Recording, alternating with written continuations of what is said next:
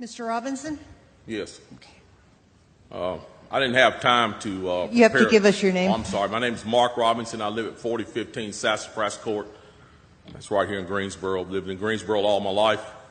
I didn't have time to write a fancy speech. I didn't have time to, I didn't have the resource of an English teacher to sit down and write a speech with at school today and be, brought over here or practice or anything. What I really came down here for is this. I've heard a whole lot of people in here talking tonight about this group and that group and domestic violence and blacks, these minorities and that minority. What I want to know is, when are you all going to start standing up for the majority? And here's who the majority is. I'm the majority. I'm a law-abiding citizen who's never shot anybody, never committed a serious crime, never committed a felony. I've never done anything like that.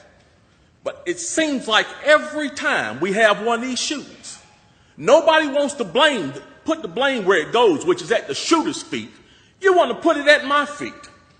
You want to turn around and restrict my right, constitutional right that's spelled out in black and white. You want to restrict my right to buy a firearm and protect myself from some of the very people you're talking about in here tonight. It's ridiculous. I don't think Rod Serling could come up with a better script. It does not make any sense. The law-abiding citizens of this community and many communities around this country, we're the first ones taxed and the last ones considered and the first ones punished when things like this happens, because our rights are the ones that are being taken away.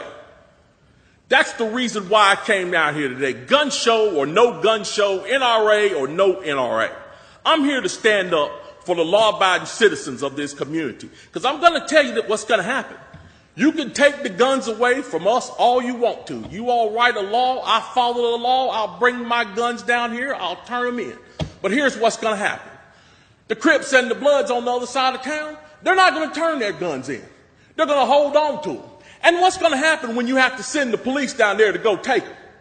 The police can barely enforce the law as it is. As what I see, we demonize the police, criminalize and vilify the police, and we make the criminals into victims. And we're talking about restricting guns? How are you going to do that? How are you going to do that when the police department's already hamstrung? You're not going to be able to go down here and take these guns from these criminals. So the criminals are going to hold on to their guns. They're still going to have them. They're still going to break in my house, and they're still going to shoot me with them. And guess who's going to be the one that suffers?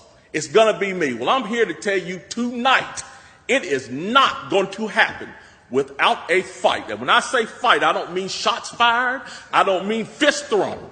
I mean I'm going to come down here to this city council and raise hell just like these loonies from the left do until you listen to the majority of the people in this city. And I am the majority.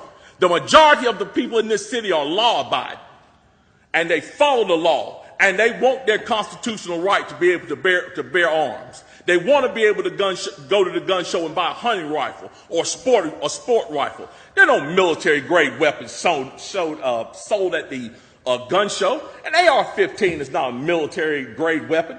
Anybody that would go into combat with an AR-15 is a fool. It's a semi-automatic .22 rifle. You'd be killed in 15 minutes in combat with that thing. So we need to dispel all these myths, and we need to drop all this division that we got going on here. Because the bottom line is, when that Second Amendment was written, whether the framers liked it or not, they wrote it for everybody. And I am everybody. And the law-abiding citizens of this city are everybody. And we want our rights, and we want to keep our rights. And by God, we're going to keep them, come hell or high water.